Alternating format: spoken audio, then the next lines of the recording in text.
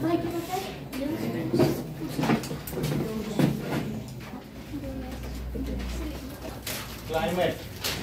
Now, it refers to total sum of weather condition and vegetation variation over a large area for a long period of time.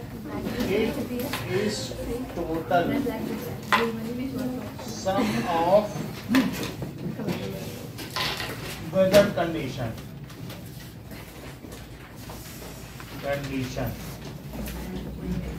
and variation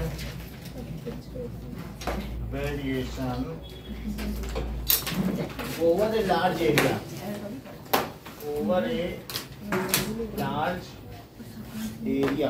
for a long period of time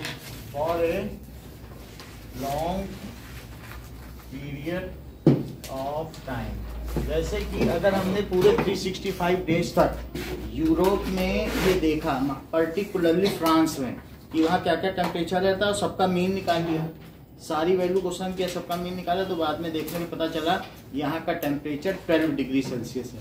तो हमने कहा ये तो cold climate है, अगर 20 से कम है तो कोल्ड क्लाइमेट की कंडीशन कही जाएगी।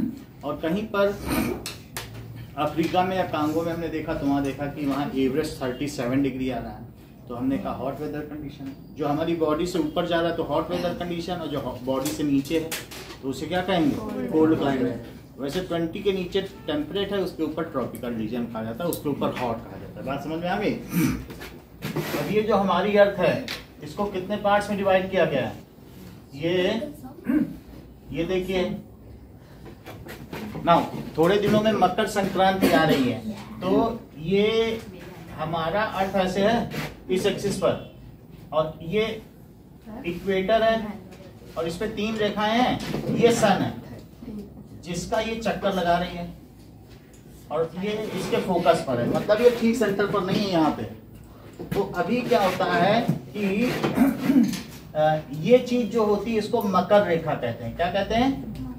मकर रेखा। इसको क्या कहते हैं? कर्क रेखा। और इसको क्या कहते हैं बताओ? विषुवत रेखा। विषुवत रेखा। तो हमारा इंडिया ऊपर पड़ रहा है। हमारा इंडिया कहाँ पर है? यहाँ पर। तो that is tropic of Cancer पर। Tropic of Cancer. और ये ट्रॉपिक ऑफ कैप्रिकॉर्न। और ये क्या बताओ? इक्वेटर है। तो अभी जो सन है, जो सन रेस पड़ रही वो किधर पड़ रही? क्या सदर्न हेमिस्फीयर में? तो कहा जाएगा सूर्य दक्षिणायन में है, दक्षिण में। हमारे यहाँ पर अर्थ में ये सीधी रेस नहीं दे रहा, हमें ठंडी लग रही है, लेकिन जैसे ही ये यहाँ पहुंच जाएगा इस पोजीशन पर, तो ये पोजीशन जानते हो क्या कहलाता है? ये एपहीलियन है और ये पेरिहीलियन है। इसे क्या कहते हैं? जब सूर्य दूर होता है तो उसे क्या कहते हैं? एपहीलियन। और जब सूर्य पास है हीलियन। और हीलियोस का क्या मतलब होता है? बोलो, ये ठीक बोल रही सन। क्योंकि हमारा जो है मॉडल वो हीलियोसेंट्रिक है। हमारी धरती सूर्य के चारों चक्कर लगा रही है ना, जबकि बाइबल में कहा गया था ये जियोसेंट्रिक है, सूर्य धरती के चारों चक्कर लगा रहा है। तो बाद में इसका फिर डिनाई किया गया, नहीं साइंटिस्ट ने बताया। ये तो इस पर तो अरिस्टोटल के एग्जीक्यूशन की नौबत आ गई थी। उन्होंने कहा कि धरती चक्कर लगाई। बोला बाइबल का अपमान करते हो, अभी गला काटे। बोला मालिक गलती हो गई हमसे, सूर्य ही चक्कर लगा रहा होगा, हम ही से कोई गलती हो गई है। तो ऐसी स्थिति। अब जरा देखो, अब ये ऐसी है, तो इससे क्या पता चलता है ज्ञानी आपको? जब ये 14 जनवरी आएगी तो क्या होगा बताओ? या इसके बाद ये सन की रेस किस पे पड़ने लगेंगी? नदन हेमिस्फीयर में। और क्या ये मकर रेखा को छोड़ देगी? अभी मकर पे सीधी पड़ रही है, तो मकर को छोड़ दे और अभी सदर्न हेमिस्फीयर पे पड़े, तो हम कहेंगे सूर्य तो उत्तरायण में आ गया है, अब आएगा मजा, अब गर्मी आएगी। तुरंत सीधी रेखा पड़ गई, सीधी सन रेस। तो इसका क्या मतलब है? ये 14 जनवरी आ जाएगी। तो उस समय अब ये मकर रेखा को जब छोड़ दे, कहीं उसको लोहड़ी के तौर पर मनाया जा रहा है, तो कहीं मकर संक्रांति, और पूरे भारत में फेस्टिवल है कि सूर्य तो हमारे उत्तर में आ गया। समझ में आई बात की नहीं? तो इस तरीके से सूर्य उत्तरायण में आ जाता है, हर जगह इस दान दिए जाते हैं, कुछ किया जाता है। तो हम ये देख रहे हैं, हमें इससे क्या लेना देना? हमको तो इन चीजों से मतलब है कि ट्रॉपिकल रीजन कौन है और सब ट्रॉपिकल रीजन कौन है, टेम्परेट रीजन कौन है और कोल्ड रीजन कौन है।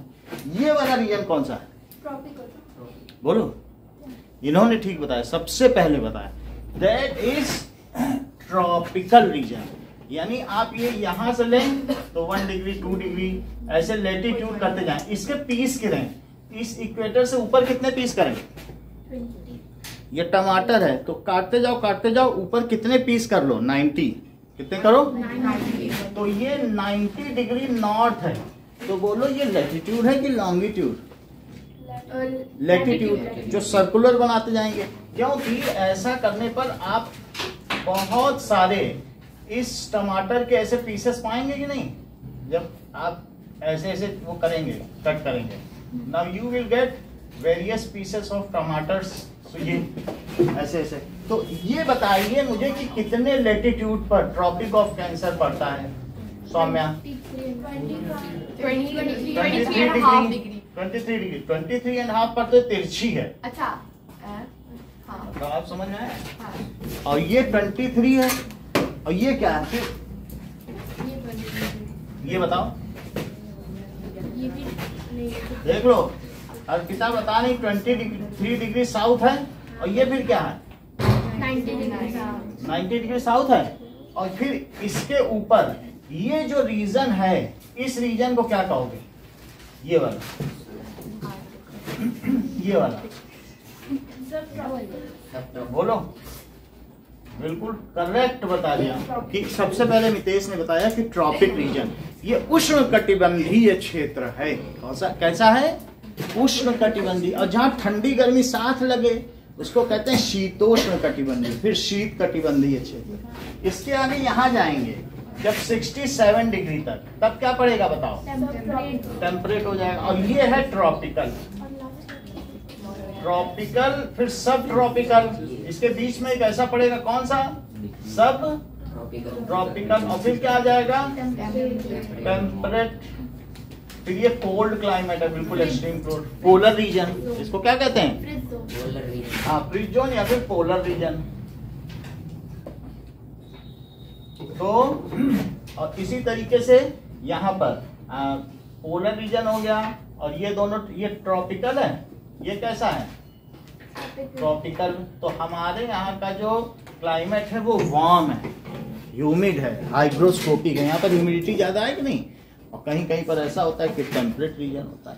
अब देखो, मान लो सर्दी जब होती है तो बताओ उस समय ह्यूमिडिटी कम होती है कि ज्यादा? कम। उसमें मैं पिछले 1 महीने से 1 बूंद पानी के लिए तरस रहा हूँ, मजाल है ऐसी 1 बूंद पानी गिरा दे, तो वो नहीं गिरा रहा, क्योंकि यहाँ है ही नहीं ह्यूमिडिटी। वो कहाँ से लाते थे? और वही हर 1.5 घंटे में भर देता था, बड़ी बड़ी बकेट रखनी पड़ती थी, तो है कि नहीं? तो यानी ह्यूमिडिटी कब ज्यादा होती है?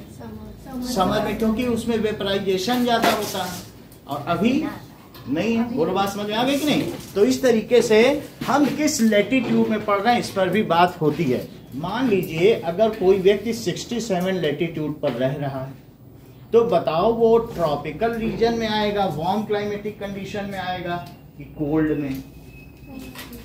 कोल्ड में, क्योंकि वो ठंडक में रहेगा। तो यूरोपियन कंट्रीज ज्यादातर कहां पर जाते हैं? ये देखो, अगर मैं इस तरीके से बात करूं तो यहाँ पर आप ये देखो, ठीक है। और ना इस तरीके से हम देखेंगे तो इंडिया भी है और बाकी दूसरे हैं। ये जापान है ना। अब यहाँ पर इधर पर अगर मैं रीजन ड्रॉ करूं तो आपको मालूम है कि ये बताओ साक्षी, क्या इक्वेटर यहाँ से गुजरता होगा कि नहीं? ये बिल्कुल सही बात। यानी ये तो हो गया, मतलब आप ये देखो, ये जो ट्रॉपिक ऑफ कैंसर है यहाँ पे है, इंडिया के बीच से। ये क्या है? और उसके नीचे तो ये है इक्वेटर। ये बहुत अच्छा बताया। और ये क्या हुआ बताओ? ट्रॉपिक ऑफ, और ये ट्रॉपिक ऑफ कैप्रिकॉर्न। सो ये पूरा जो अफ्रीका है ये लगभग इतना ज्यादा हीट है कि वहां पर क्या हो गया है, या और भी कई कंडीशन है, ये बिल्कुल रेन शेडो एरिया है। रेन शेडो एरिया यानी ये मेडागास्कर जानते हो, मेडागास्कर से वाटर लेडन क्लाउड यहाँ चलते हैं। छोटा नागपुर के एरिया में इतनी ज्यादा गर्मी पड़ती है और लो प्रेशर जोन यहाँ से आते हैं, वाटर लेडन क्लाउड झमाझम बारिश करते हैं। ये मेडागास्कर। तो कोई पूछे कहाँ से मानसून लाते हो, मेडागास्कर से। This is Madagascar. अब जरा देखें तो अब क्या अगर ये 0 डिग्री है तो ईशान ये कितना हुआ, 23 डिग्री नॉर्थ। तो फिर ये जो यूरोपियन कंट्री से कितने पे पड़ते होंगे, किस लेटीट्यूड पे पड़ते होंगे? ये तो मेन इक्वेटर हो गया, ये कितने पड़ते होंगे? लगभग 67, 68 और बढ़ते ही चले जाते होंगे। और नॉर्वे की तो हालत यहाँ ऐसी हो गई है कि 6 महीने का दिन 6 महीने की रात। बोलो बताओ, लगभग पोल ही पे पहुंच गया है। क्यों? क्योंकि सूर्य ये तिरछा है। अब ये 6 महीने यहाँ इंतजार करे, सूर्य कहेगा अब रोशनी लो, अभी तक छाएंगे। यहाँ पे नॉर्वे है भाई, कोई बॉल तिरछी करके घुमाते रहो। तो अब ये नॉर्वे है, नॉर्वे में कभी रोशनी पड़ेगी? वो घूमता जा रहा है, उसको रोशनी नहीं मिले। अब यहाँ है, अब रोशनी लेते रहो क्योंकि तिरछा है ना, तो रोशनी 6 महीने का है। तो अब यहाँ पर 6 महीने रात। बोलो बात समझ में आ गई? स्वीडन से जस्ट ऊपर नॉर्वे और स्वीडन से जस्ट नीचे फिनलैंड है। बात समझ में आ गई? तो आपने देखा कि ऐसा हो जाता है। तो हम ये देख रहे हैं कि क्लाइमेट एक ऐसी चीज है कि जब आप लंदन के लिए अपना बोरिया बिस्तर पैक करोगी तो मम्मी कहेंगे एक स्वेटर और रख लो, और अफ्रीका में कहेंगे तो इतने कपड़े क्या लेके जा रही हो, वहाँ फैशन शो है क्या? बोलेंगे भी नहीं, यानी 1-2 कपड़े ठीक है, बस इससे ज्यादा नहीं। तो हमें ये बात मालूम है कि कहाँ क्या चीज पैकिंग करनी है। ऐसे हम नहीं कर देते हैं। हम क्या वहाँ का वेदर देखते हैं, हेलो आज का वेदर क्या है, उसके हिसाब से करते हैं कि क्लाइमेट क्या है। हम क्लाइमेट के हिसाब से, क्लाइमेट चेंज नहीं होता, साल भर की टोटल वेदर कंडीशन को देख कर ही क्लाइमेट का अंदाजा लगाया जा सकता है। उसका मीन निकालते हैं। मीन तो निकालना आता है आप लोग, सारे डे का टेम्परेचर कर लो।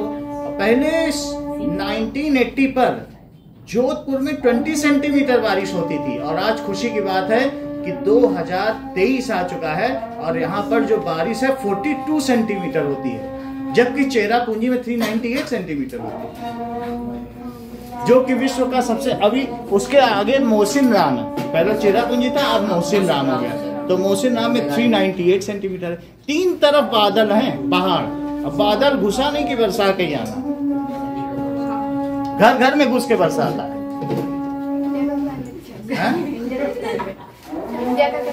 हाँ वो बताना। तो इस तरीके से हमने देख लिया what is climatic condition. Climate क्या होता है? It is total sum of weather condition for a long period of time in any particular region. Does it depends on longitude? Latitude पे तो आपने बड़ा बता दिया कि यहाँ ठंडक है, यहाँ ठंडक है, यहाँ गर्मी, यहाँ गर्मी। अब जरा देखो, ये अर्थ है, अर्थ में ये लाइन है, ये 0 डिग्री लेटीट्यूड है। बताओ ये कहां से जाती है? 0 डिग्री लेटीट्यूड। तो ये पोर्शन है 0 डिग्री, ये लंदन है। ये क्या है? 0 डिग्री लेटीट्यूड। अब तुम अभी बताते हैं, ये देखो, ये है तुम्हारा खरबूजा, और क्या?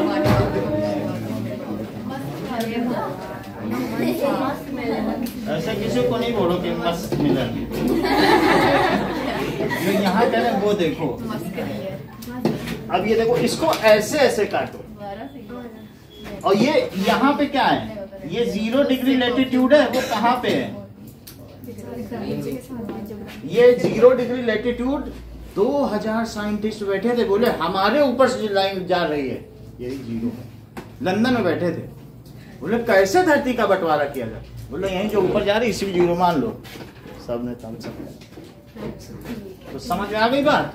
तो इस चीज को क्या कहते हैं कि इसमें अलग अलग है, इसको देशांतर रेखाएं कहते हैं। क्या कहते हैं? और चूंकि इसमें कट किया गया ऐसे ऐसे, तो इसको क्या कहेंगे? अक्षांश वृत्त। वृत्त का मतलब सर्कल होता है। तो लैटिट्यूड का मतलब है कि जो हमें या तो उत्तरी ध्रुव या दक्षिण पे पहुंचाएं, अक्षों पर पहुंचा दें, तो उसको अक्षांश वृत्त कहते हैं। और इसको देशांतर, देश बदल जाता है भाई। क्या बदल जाता है? देश। अच्छा ये मुझे बताओ कि अगर कोई 0 डिग्री लैटिट्यूड पर है शनि, तो उसको ज्यादा सर्दी लगेगी। अब 0 से 180 इधर है और 0 से 180 उधर, कितने बंटवारे किए गए, कितने फांक काटे गए इस तरह खरबूजे के? 360। यहां से इधर गए तो बोलो क्या जाएगा? 0 डिग्री के बाद फिर क्या आएगा? 1 डिग्री। ये सही बता दिया, क्योंकि वेस्ट। और इससे इधर गए और इससे इधर गए, और यहाँ से चलते चलेगा तो यहाँ 180 डिग्री ईस्ट, और यहाँ से इधर चले गए। कहीं आप ये तो नहीं सोच रहे हैं कि दोनों एक ही लाइन है, 180 डिग्री ईस्ट और 180 डिग्री ईस्ट, ये दोनों एक ही है। समझा? तो अब ये शनि बताएंगे कि 0 डिग्री वाले को ज्यादा सर्दी लगेगी कि बताओ 60 डिग्री ईस्ट वाले। बहुत अच्छा बताया, ये कितना क्लियर कट है। इन्होंने कहा सर 0 पर तो पोल भी आता है, अफ्रीका भी आता है, तो कहाँ आप सर्दी गर्मी पूछ बैठे? क्योंकि वहां नॉर्थ से साउथ और पीछे की हीट बेल्ट भी आ रही है, सारे जोन तो उसी में आ जा रहे हैं। बोले लेटीट्यूड से क्या, धरती तो 4 मिनट में 1 डिग्री घूम गई। अभी 0 है सन के सामने, 4 मिनट बाद दूसरा 1 हुआ, 2 हुआ, और हर 4 मिनट में घूमी। 24 घंटे में सब पूरे 360 घूम गई latitude. 1 latitude is rotated in 4 minutes. बात समझ में आ गई कि नहीं? तो बताओ 0 डिग्री लेटीट्यूड पे ज्यादा ठंडा कि 60 डिग्री ईस्ट लेटीट्यूड? हाँ, सेम ही रहेगा, उससे कोई लेना देना नहीं है। बिकॉज लेटीट्यूड में तो सन की रे ऐसे भी जा रही है, ऐसे भी जा रही है और ऐसे भी जा रही है। जहां सीधी पड़ गई वहीं तो गर्मी है। सीधी कहां पड़ती है? इक्वेटर के आसपास, क्योंकि इक्वेटर पर सीधी तो ऐसे करने में नहीं पड़ती है। सीधी या तो कभी यहां पर पड़ेगी, किस पर पड़ेगी बताओ? सीधी या तो इस पर पड़ती है, और या फिर किस पर पड़ती है? देख लो, ये बात तुम जान लो। ऐसा मैं क्यों कह रहा हूं, इसका मतलब समझो। ये सन रे यहाँ सीधी पड़ेगी या यहाँ? इक्वेटर पर सीधी नहीं पड़ती है, लेकिन उनका मिड पॉइंट ले लिया, बोला ये हर तरीके से मारा गया, चाहे यहाँ सीधी पड़े और चाहे यहाँ। बोले ये तो इसकी तो मरण है। समझ में आ गई बात की नहीं? तो इस तरीके से either it is at tropic of Capricorn when the sun is at aphelion, और जब ये पेरिहीलियन पर आ जाएगा तो ये ट्रॉपिक ऑफ कैंसर। और ऐसी भी बात है कि उस अवस्था में हम सूर्य के सबसे निकटतम होंगे, सबसे पास होंगे। बात समझ में आ रही कि नहीं? अभी कुछ दिनों पहले 14 जनवरी की बात है, अभी हम दूर थे यहाँ पर, लेकिन यहाँ पर आ जाएंगे। बोले सन से बहुत बड़ा सोलर फ्लेयर गुजरा, ये तो खुशनसीबी है कि हम यहाँ नहीं थे। न्यूज में सुन रहे हैं अपनी 2 दिन से।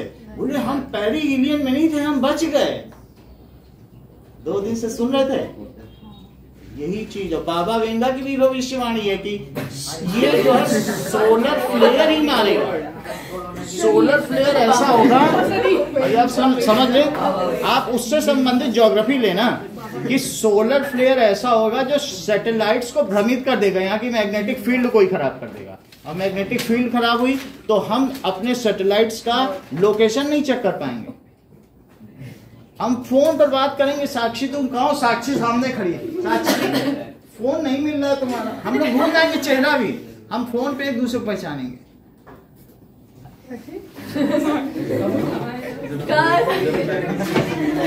तब ऐसा होगा ना, फोन पे हम आवाज पहचानेंगे, एक दूसरे को नहीं पहचान पाएंगे। हाँ हो, तुम्हारा फोन ही नहीं लग रहा था, हम विश ही नहीं कर पाए, और साक्षी सामने खड़ी है। नाउ इतनी बात समझ में आ गई कि आपको 2 चीजें समझ में आ गई। एक क्या पता चल गया कि लेटीट्यूड कहां से कहां तक होता है। अगर हम इधर चले गए लंदन के उधर अमेरिका की तरफ, तो हमें ईस्ट लेटीट्यूड पढ़ेंगे कि वेस्ट? लंदन से अमेरिका वेस्ट। क्यों? क्योंकि यहाँ से इधर जाते जाओ तो क्या पड़ते जाएंगे, वेस्ट होंगे, और यहाँ अगर इधर आते गए तो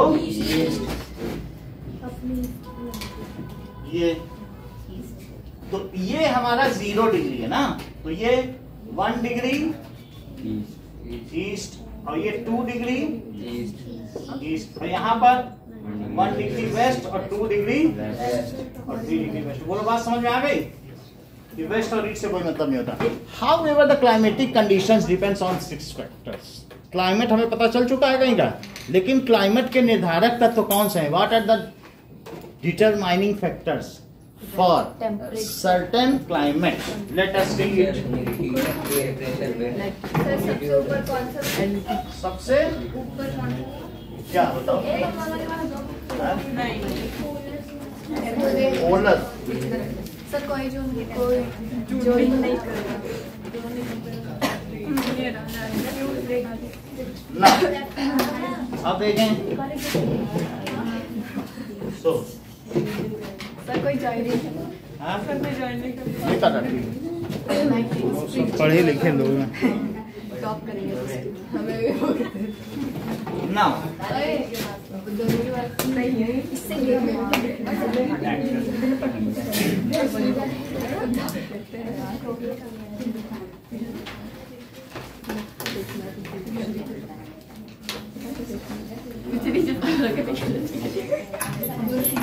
सो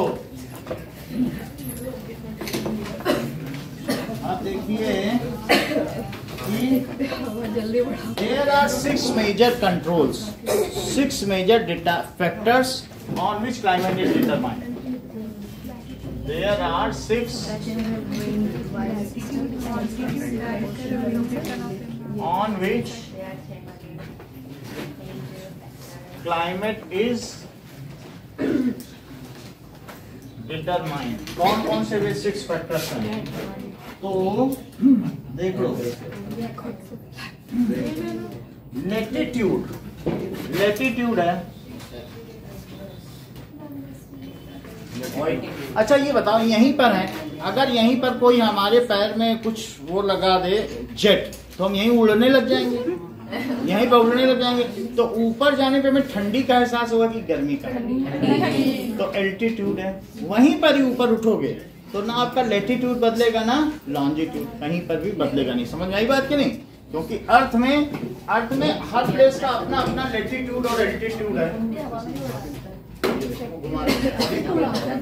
देखो, लेकिन यहीं पे ऊपर उठने पे तो कुछ नहीं है ना, ऊपर उठने पे कुछ नहीं होगा, बाकी तो ये सही। समझ आ रही?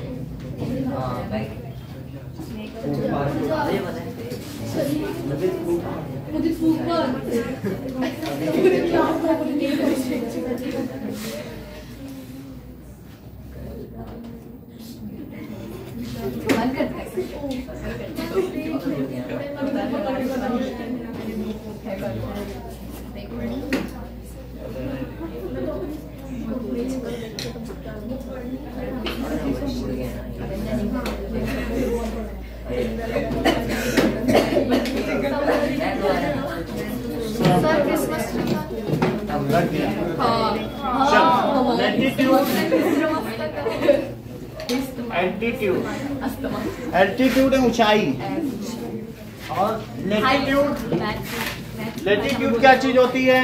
हमने बता दिया, दैट इज अक्षांश वृत्त होता है। बता रहा हूं, इसका मतलब है if earth is subdivided into 180 equal parts, that is parallel to equators, then it is called latitudes.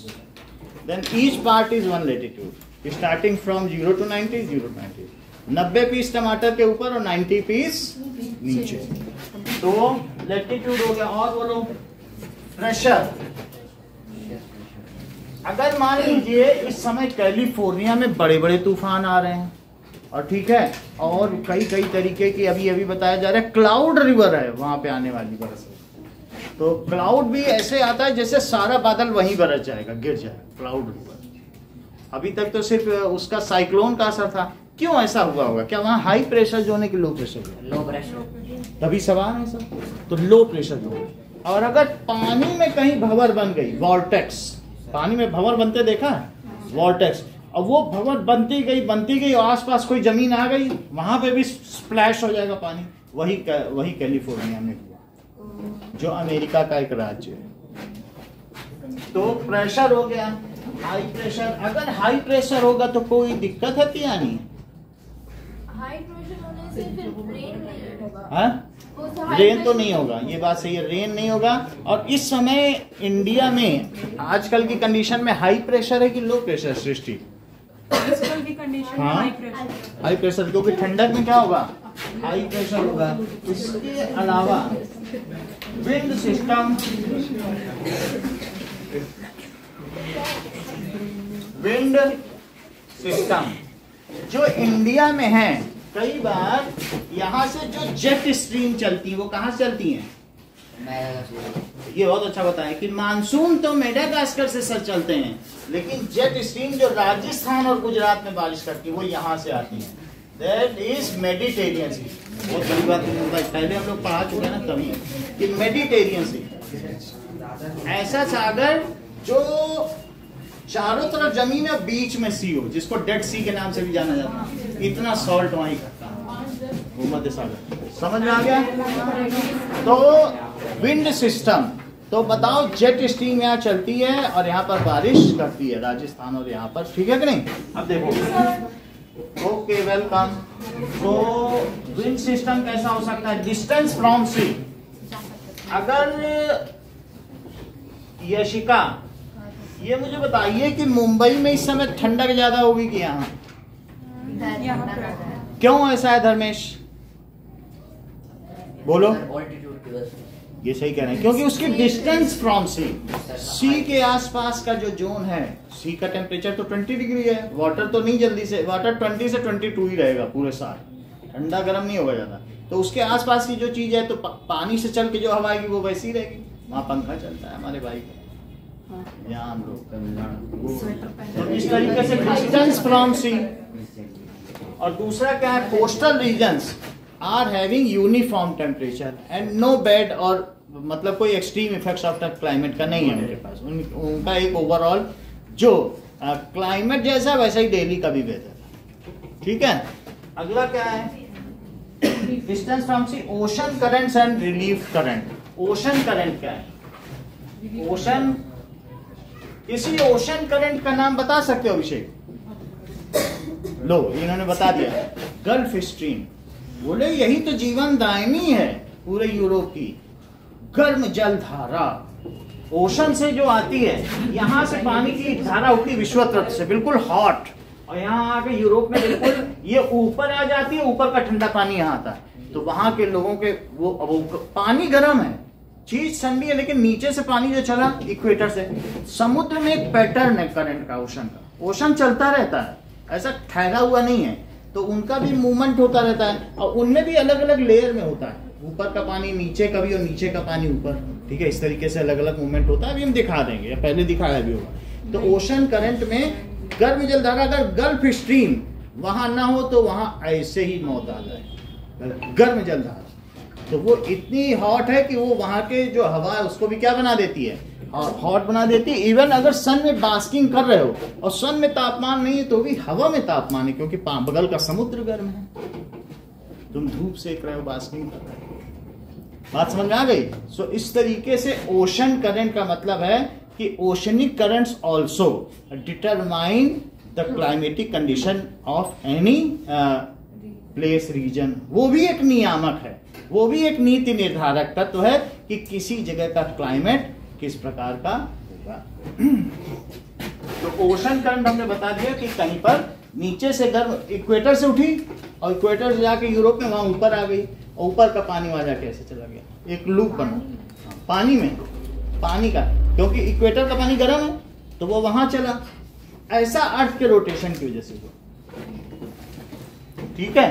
तो रोटेशन हुआ तो वाटर का भी मूवमेंट लगातार होता रहता है। ठीक है, अब जरा आगे देखें.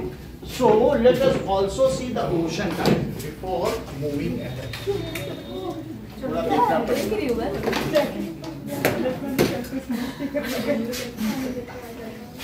कब क्या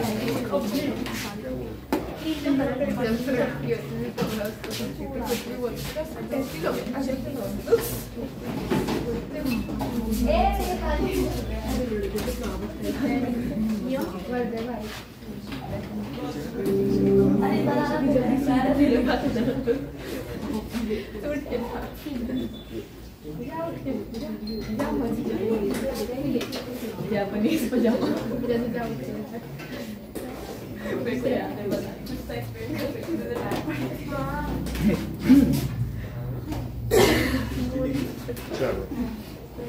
Now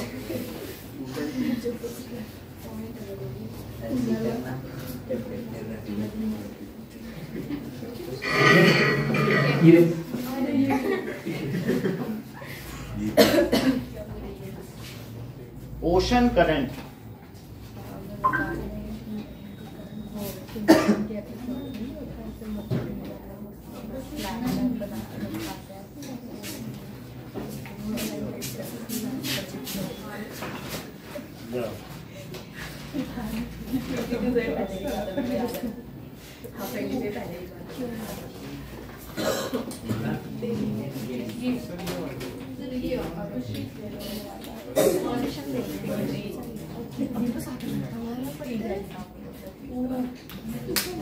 हमारी लड़कियां भी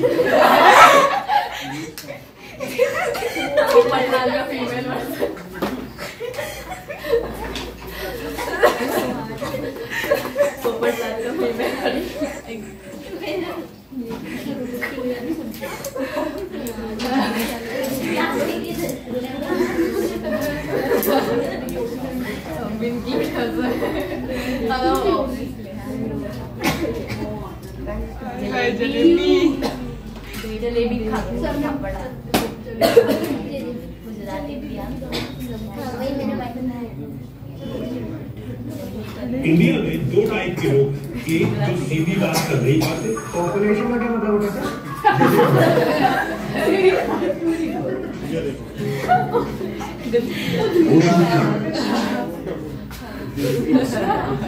ये इस तरीके से करंट होगा. In the oceans is known as an ocean current. Streams of water move along the surface of the ocean in definite paths. Such more or less permanent streams of water which flows in a definite direction from one part of the ocean to the other are called ocean currents. Ocean currents can be thousands of kilometers in length and sometimes about 200 kilometers wide.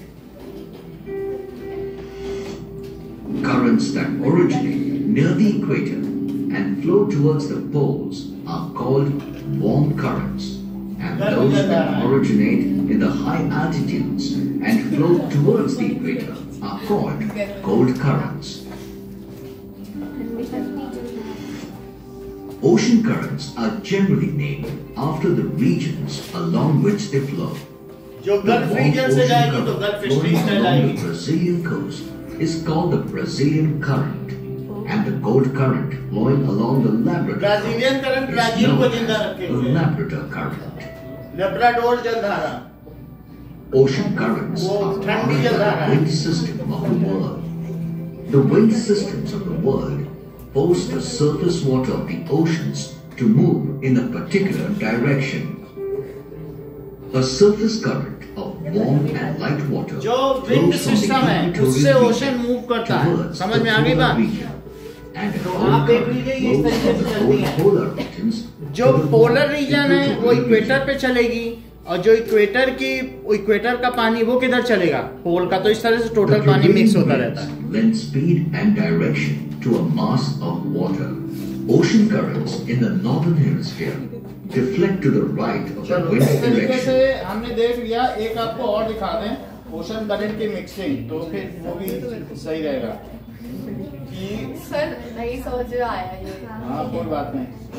कि जो ocean में current होती है, ocean move करते रहता है और equator का ओशन किधर चला जाता है? पोल की ओर। और पोल का जो ओशन का पानी है, देयर आर 4 लेयर्स। इसी में आगे बताएगा कि अलग अलग लेवल पे मूव कर रहा है, वो ऊपर आ रहा है फिर नीचे जा रहा है। ओशन के अंदर अंदर मूवमेंट होता रहता है। तो लेकिन इतनी सी बात है, जो पोल से इक्वेटर से पोल चलेगा उसको क्या कहेंगे सौम्या? इक्वेटर से पोल की ओर चलेगा, बोलो। तो वार्म वाटर स्ट्रीम है ना, वार्म ओशन करंट। और जो पोल से चला इक्वेटर की ओर, बस यही बात है। ये ओशन मूव कर रहा है, कहीं ना कहीं तो ओशन जा रहा है ना। ये पानी क्यों जा रहा है कोई बात नहीं, लेकिन ये मूव कर रहा है। और इसी तरीके से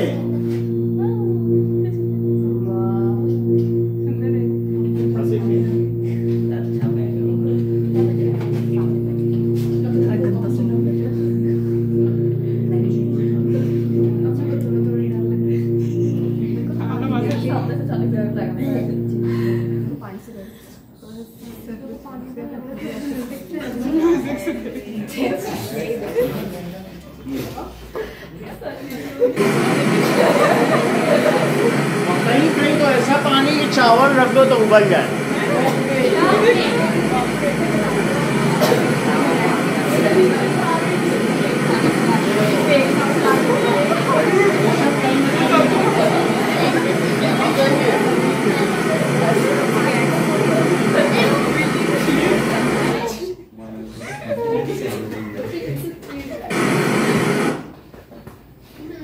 Now,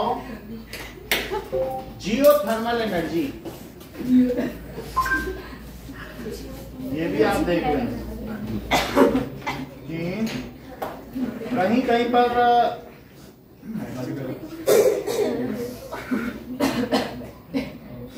ये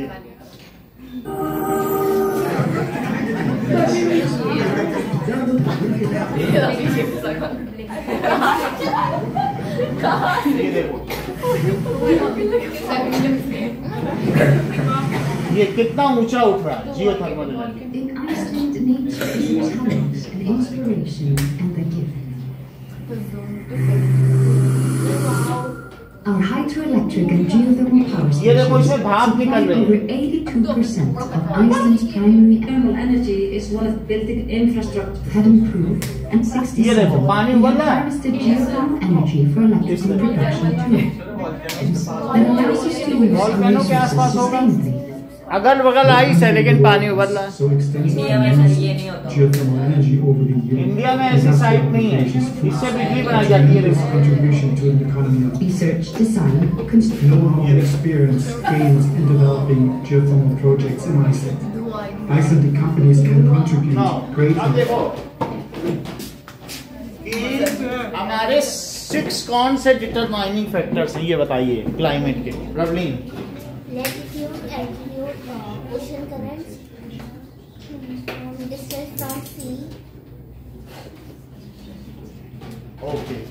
Now, Abhishek, what are the 6 factors which determines climate of any place? Altitude, pressure, wind system, distance from sea. Now, next is, अब देखो, weather refers to its state of sir orange है ना relief feature. Relief feature भी है, and कहाँ का topography कैसी है, रिलीफ फीचर। तो दैट इज वहां का टोपोग्राफी कैसी है। टोपोग्राफी समझते हो कि टोपोग्राफी नहीं समझते? ओके, नाउ आप ये देखिए कि टोपोग्राफी में हम देखेंगे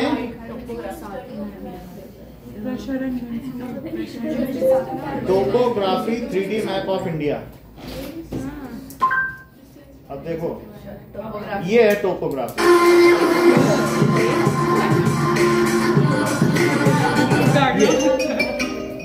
ये टोपोग्राफी हाइट कैसी है, देखो ऊपर कितना ऊंचा है हिमालय के पास, और बताओ कि जो इंडिया है, इंडिया ऐसे है कि ऐसे, ये भी बात है। सारी नदियां उधर गिरती हैं उड़ीसा की तरफ। ये टोपोग्राफी है हाइट के साथ।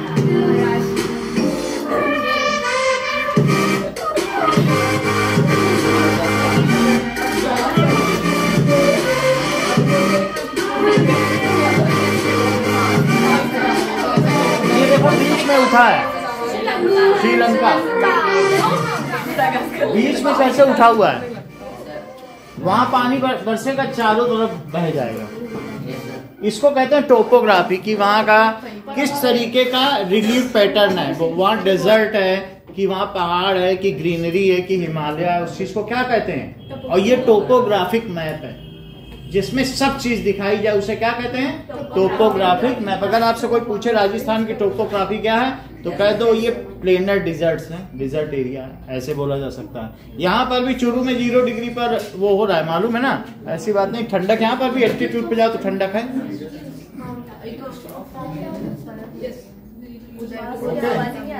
तो इस तरीके से हम कहीं की भी टोपोग्राफी देख सकते हैं। इंडिया का चाहे 3D मैप हो या किसी भी जगह की, तो ये टोपोग्राफी है। ये देखो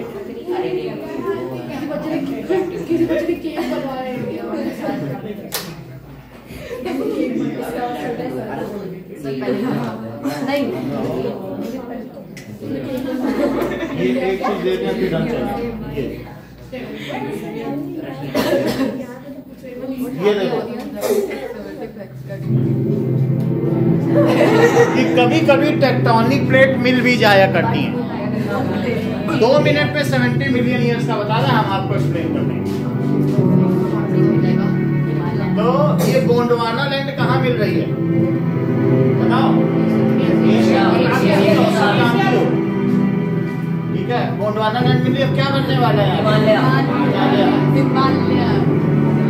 गोंडवाना लैंड से ऑस्ट्रेलिया अलग हो गया, अफ्रीका अलग हो गया, और फिर उसके बाद अभी गोंडवाना लैंड मिल रही है। देखो ये 70 मिलियन ईयर में हुआ है, यानी 700 लाख साल में भारत जुड़ गया है इससे। दूर था, सारे महाद्वीपों को जोड़ दो तो ये पजल गेम है, सब एक हो जाएंगे सिंगल गेम। अब देखो क्या उठने लगा, हिमालय वो एक प्लेट दूसरे पे ऊपर आ गई, कॉन्वेक्स हो गई, उठ गया ना। ये न्यूली बॉर्न माउंटेन है, न्यूएस्ट माउंटेन।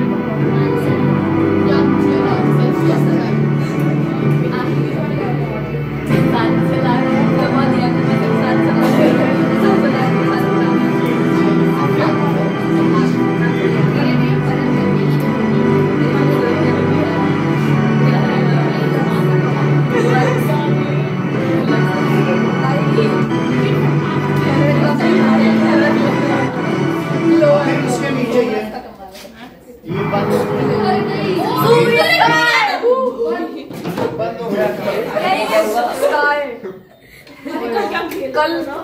सो ओशन करंट समझा दीजिए। ओशन करंट में जो यहाँ की वाटर है वो इधर चलती है और इधर की इधर चलती है। ओशन एक जगह स्थिर नहीं है, उसमें भी टेम्परेचर के हिसाब से क्या होता रहता है कि वेरिएशन होता रहता है। तो अलग अलग टेम्परेचर है। बताओ किस वाटर की डेंसिटी ज्यादा होती है, कोल्ड वाटर की कि हॉट वाटर की? कोल्ड वाटर की। तो वो आपस में मूव करते रहते हैं। तो यहाँ का कोल्ड वाटर है तो ये इधर की ओर मूव कर रहा है और ये किधर मूव कर रहा है, उधर की ओर। तो एक तरीके से ये सेम लेवल पर भी नहीं मूव करते, नहीं तो टकरा जाएंगे। इनमें 4 स्ट्रेटा हैं। तो अब बताओ कोल्ड वाटर ऊपर रहेगा कि हॉट वाटर? Cold water.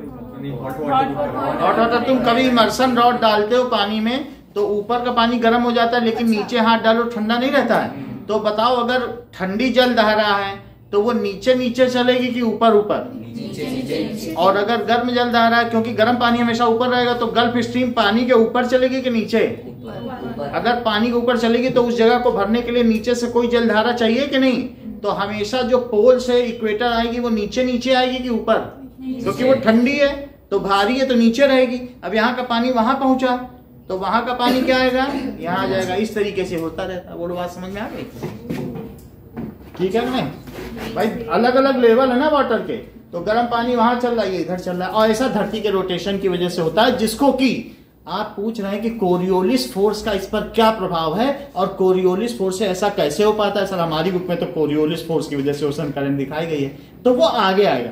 अभी शुरुआत में पहली डेफिनेशन हम कैसे बता दें कोरियोलिस फोर्स, नहीं, उनका जो इंटेंशन है वो बाद में क्लियर करेंगे। लेकिन अभी थोड़ा थोड़ा सा अभी तो फैक्टर लिखे हैं, अभी क्यों समझना चाहते हैं? यहाँ तक समझ में आ गई कि कितने पैटर्न है। सिर्फ नाम याद रखो, बढ़िया से प्रवीण कर रही है, नाम याद है ना, आगे का काम आगे। देखो नाउ अब ये देखिए, the weather refers to state of atmosphere. Weather क्या है? It refers to state of atmosphere over an area। वो हंस ले के पढ़ ले, over an area at any point of time, at any point of time। ठीक है, इतनी बात समझ में आ गई कि it refers to state of atmosphere, किसी जगह पर और किसी समय पर क्या हो रहा है। इसीलिए तो वेदर रिपोर्ट आती। क्लाइमेट रिपोर्ट कभी सुनी है? वेदर रिपोर्ट रोज की आती है, एक घंटे की आती है वेदर रिपोर्ट। अगले घंटे की वेदर रिपोर्ट बताओ। So it also depends on the above factors.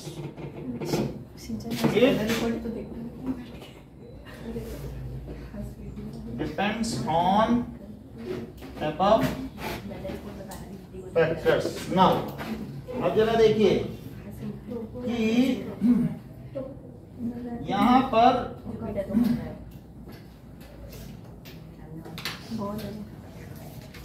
In India किस तरीके का क्लाइमेटिक कंडीशन है वो सब हम देखेंगे। तो हमारे यहाँ in India climate is of monsoon type. India में कैसा क्लाइमेट है? In India climate is of monsoon type, is of monsoon, that is मौसम, which is Arabic word। ये monsoon word कहाँ से लिया गया है? Arabic word। इसका मतलब क्या होता है, इसकी एटिमोलॉजी क्या है? सीजन। तो ये मौसम वर्ड से लिया गया है। तो यहाँ 3 मौसम होते हैं, ठीक है। सो यहाँ मॉनसून टाइप है क्योंकि पर्टिकुलर टाइम पे यहाँ प्रेसिपिटेशन हैवी हो जाता है।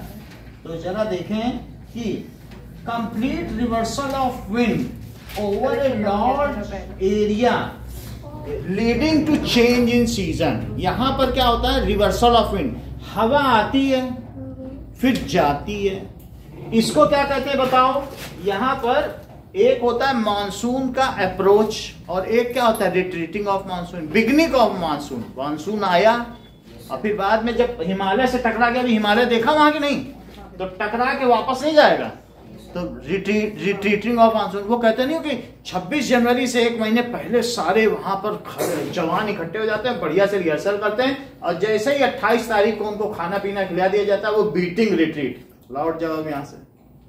तो बड़ी शानदार वापसी होती है। रिट्रीट का मतलब वापसी।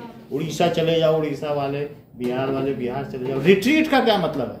वापसी। तो उसी तरीके से बिगिनिंग ऑफ मानसून है और एक है retreating of monsoon. It is complete 180 degree phase reversal. Phase reversal का मतलब आया मानसून और 180 डिग्री पे लौटा नहीं, तो फेज रिवर्सल हो गया। So here the complete reversal of wind direction determines the Indian seasons. These are 3। तो बिफोर रेनिंग है उसको हम कहेंगे समर सीजन, और आफ्टर रेनिंग है उसको विंटर सीजन। है तो 2 ही सीजन, और एक बीच का बारिश का समय, उसको भी कह दो बारिश का सीजन। समझ में आया? कहो तो कह दो, नहीं तो 2 ही कहो। तो इस तरीके से हम लोग फसल के हिसाब से सीजन बोलते हैं। तो रबी और खरीफ की फसल के हिसाब से सीजन है, जायद बोलना हो तो बोल लो। तो इस तरीके से it is due to complete reversal of wind direction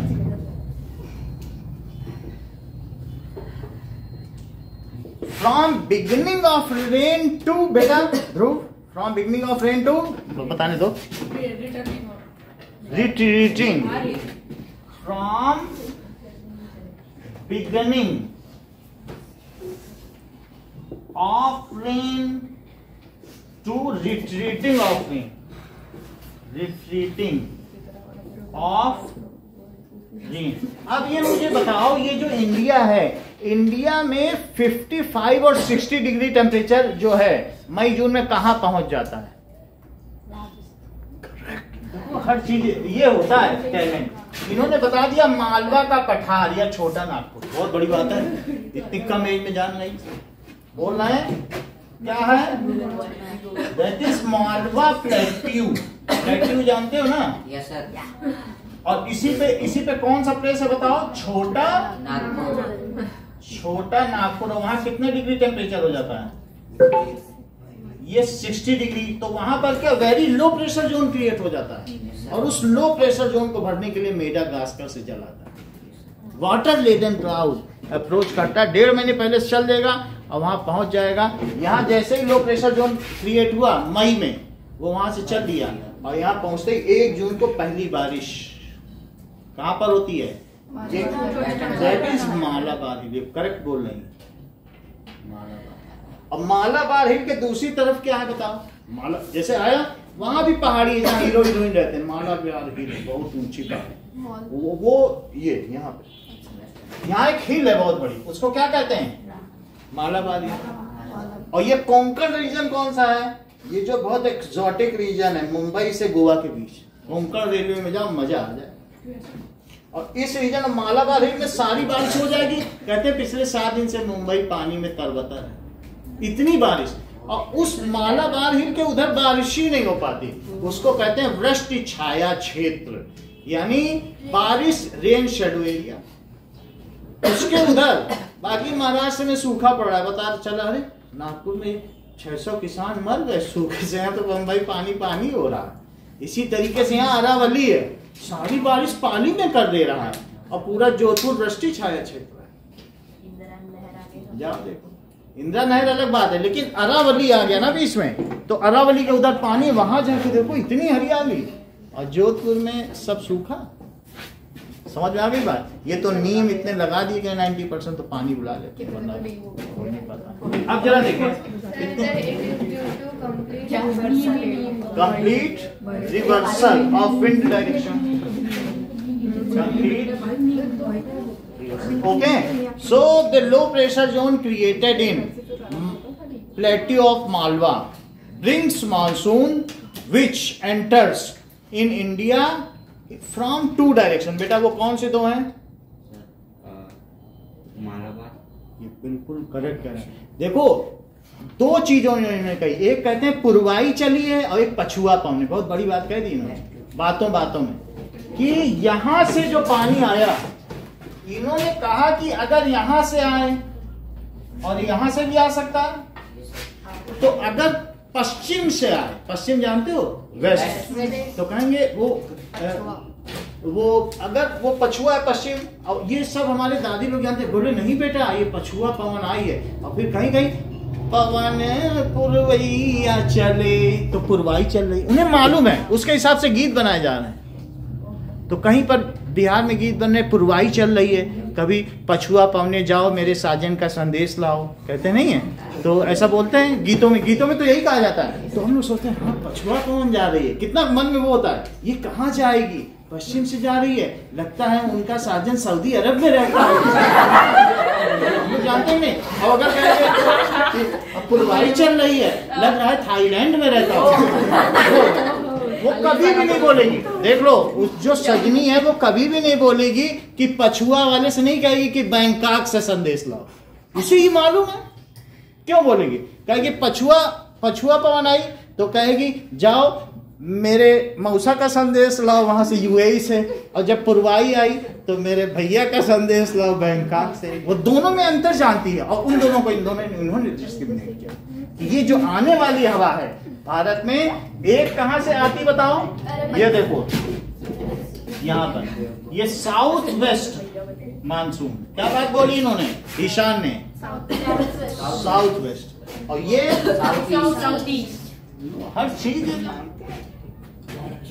तो साउथ वेस्ट, और ये वो लोकली पढ़ा नहीं, लोकल भी पढ़ाई चलती है। हमारे यहाँ बहुत फैसिलिटी है, 1-to-1 क्लास के लिए भी यहाँ सुविधा, ठीक है।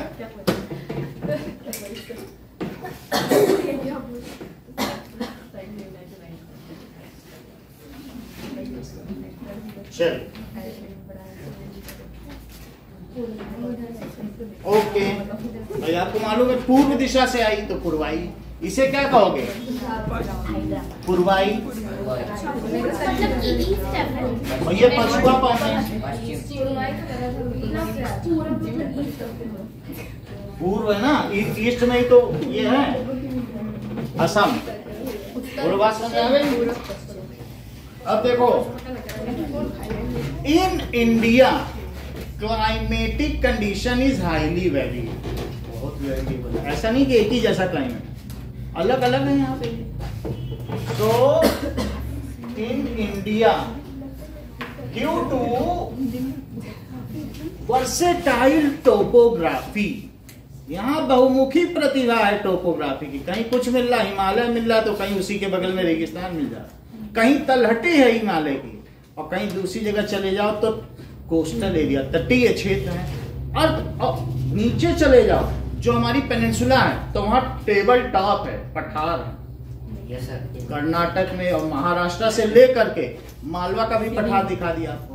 टेबल टॉप है, दोनों तरफ बैठ के खाना खाओ उस पर, बीच में टेबल टॉप। चाय गिर गई तो उधर वाले पे गिरी, क्यों? मुंबई वाला हाइट पे, और वहां से जब महेंद्र गिरी, ठीक है, और उधर की तरफ नीचे। बात समझ आ गई कि नहीं? हर चीज यहाँ पर, कोस्टल एरिया भी है, प्लेट्यू भी है, डेजर्ट भी है, और वहीं पे सुंदरवन का भी आप देखिए, डेसिडुअस फॉरेस्ट भी है, एवरग्रीन फॉरेस्ट भी है, सदाबहारी वन भी है, और पतझड़ वन भी पाए जाते हैं।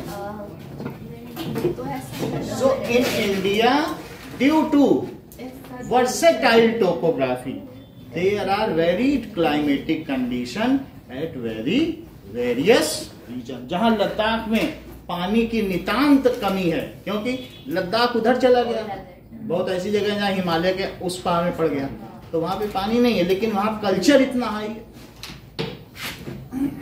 Due to various different types of different, जैसा कि पियानी ने बताया, different relief patterns. There are various climatic condition.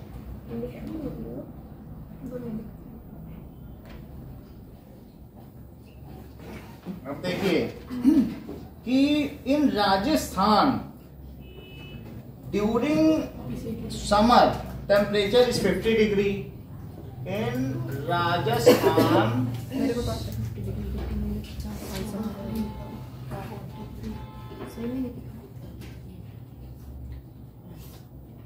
is 50 degree, while कहीं कहीं पर तो क्या होता है, but at same time बोल सकते हो पहलगाम कहाँ है? कश्मीर।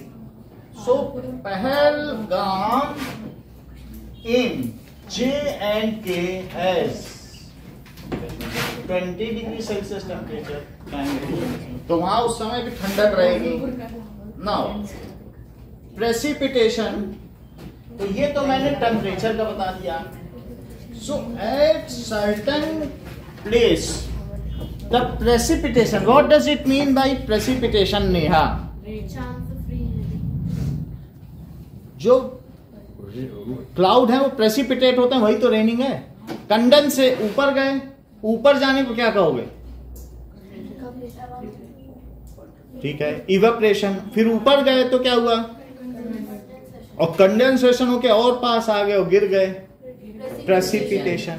3 चीज हुई कि नहीं, इवेपोरेशन, फिर so the precipitation of rain in Ladakh is 10 centimeter per annum, while in Mawsynram it goes up to 400 centimeter per annum. इतना variation, the precipitation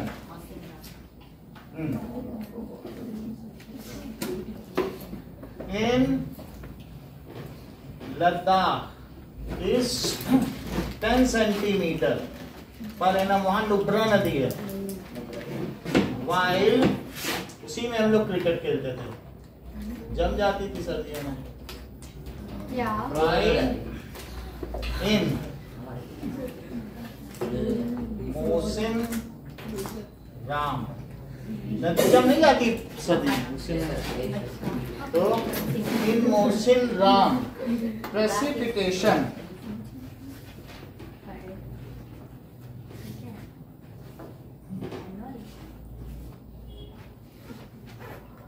is 400 centimeter per annum. Cherrapunji के आसपास है मेघालय में, ठीक है। अब जरा देखें कि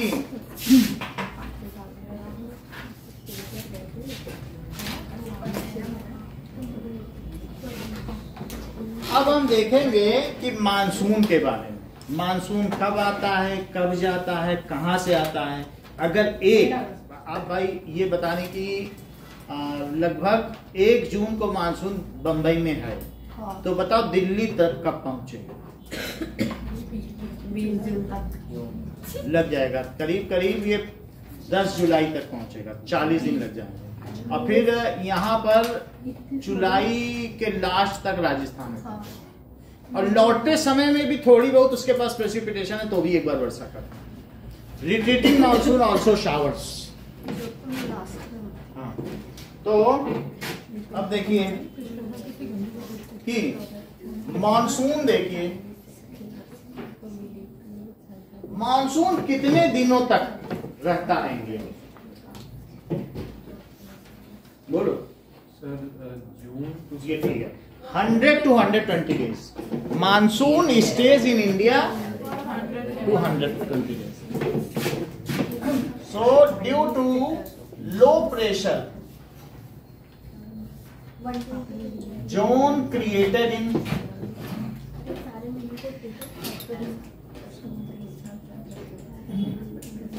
at छोटा नागपुर,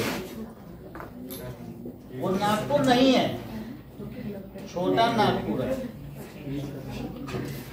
एट छोटा नागपुर, ठीक है। क्या होता है, 60 डिग्री सेल्सियस हो जाती है नागपुर है। बाकी महाराष्ट्र में जो वहाँ की एक इंडस्ट्रियल राजधानी भी है, आजकल सुन रहे होंगे कि वहां पर विधानसभा हो रही है। कितना न्यूज देखते कि मुंबई में भी 6 महीने राजधानी मुंबई में, 6 महीने नागपुर में। हम तो हैरान है ध्रुव की इतनी intelligence. While in Mawsynram, Mawsynram होगा, Mawsynram, हाँ ये ठीक है,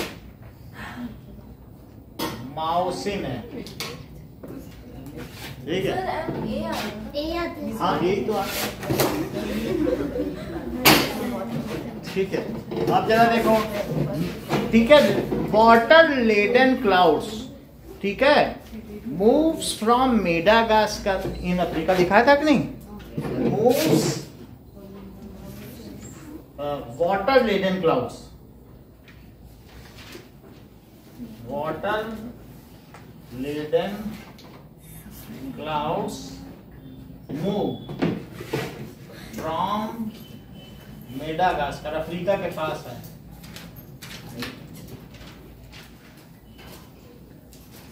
ठीक है, अफ्रीका, और एंड एंटर्स इन इंडिया कैसे, as south west monsoon and south east monsoon, ठीक है, and enters in India as southwest monsoon.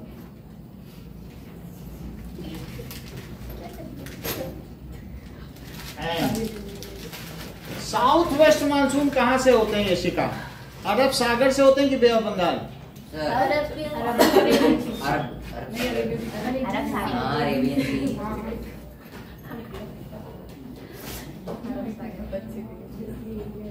And southeast monsoon from Bay of Bengal. It stays in India for 120 days. For, ठीक है, 100 to 120 days. अब जरा देखो कि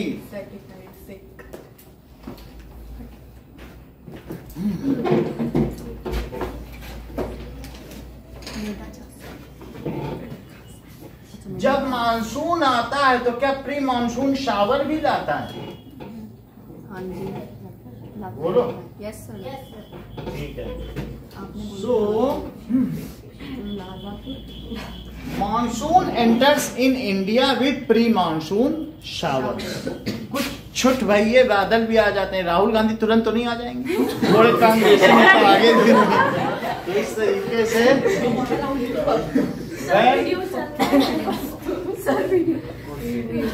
comes, then it starts with pre-monsoon shower. It starts with pre-monsoon shower. So monsoon starts from early June to mid ये duration of monsoon क्या है? Duration of monsoon is from early June, 1 जून से start हो जाता है to 15 सितंबर तक। तो देखो पूरा जून है, जुलाई है, अगस्त है, 3 महीने कितना हो गया बताओ? जून लो, जुलाई लो, अगस्त लो और सितंबर लो, कितने दिन हो गए? और 15 तो 105 तो हो ही गए, ठीक है कि नहीं? अब जरा देखिए कि monsoon arrives at southern tip of Indian peninsula in first week of June. हमारे यहाँ इंडियन पेनिनसुला, पेनिनसुला किसे कहते हैं अमितेश? पैन का साइड होता है सर, जिसके दोनों साइड सर, तीनों साइड ओशियन होता है। हाँ ये बिल्कुल सही। मतलब एक ऐसी लैंड हो जिसके तीनों side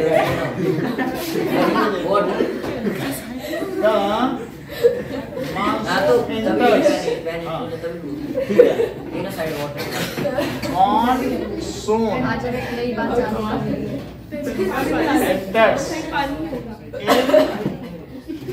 India from southern tip। southern tip पे टकराएगा, फिर वहां से 2 भागों में विभाजित हो जाएगा। southern tip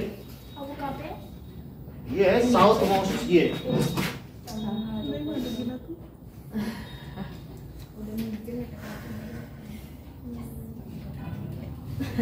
ये सदन टिप है, यही 4 ठीक है। First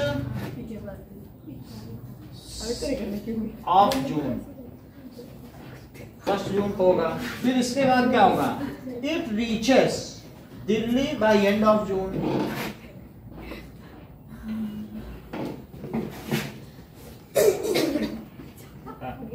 on 30th June. और राजस्थान कब पहुंचेगा? ठीक है, अब by first week of July, by first week of July. घर में हंसने नहीं मिलता है, घर में हंसी होगी और फिर यहाँ आके फिर खुल के हंसी सोचती घर में तो नहीं मिलेगा, हंस लो जितना। by first week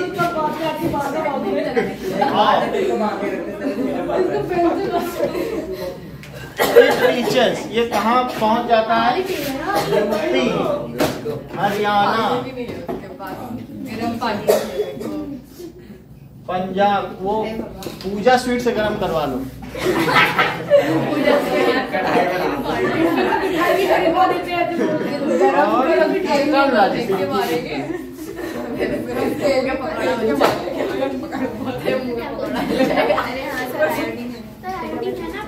फर्स्ट जुलाई, अब फर्स्ट वीक ऑफ जुलाई में ये कहाँ पहुंच जाएगा? फर्स्ट वीक ऑफ जुलाई, एक हफ्ते के अंदर अंदर समझो हमारे पास ये पहुंच जाएगा, भरतपुर में आ जाएगा। ईस्टर्न राजस्थान भरतपुर ही तो है, भरतपुर से छोड़ोगे तुम यूपी में पहुंच जाओगे, है कि नहीं? जब कहते ट्रेन अरे भरतपुर आ गई, लगता है राजस्थान आ जाएगा। अब देखो, by mid July it reaches Himachal Pradesh and rest of country, वहां भी पहुंच जाएगा, far east Assam. Mid July, पहला हफ्ता जुलाई का, अब second week of July.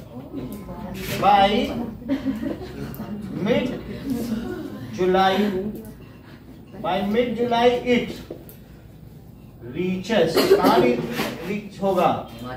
To Himachal Pradesh. Himachal का मतलब है जो हिम के आंचल में हो।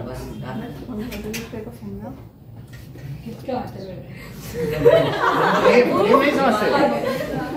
अब ये देखो,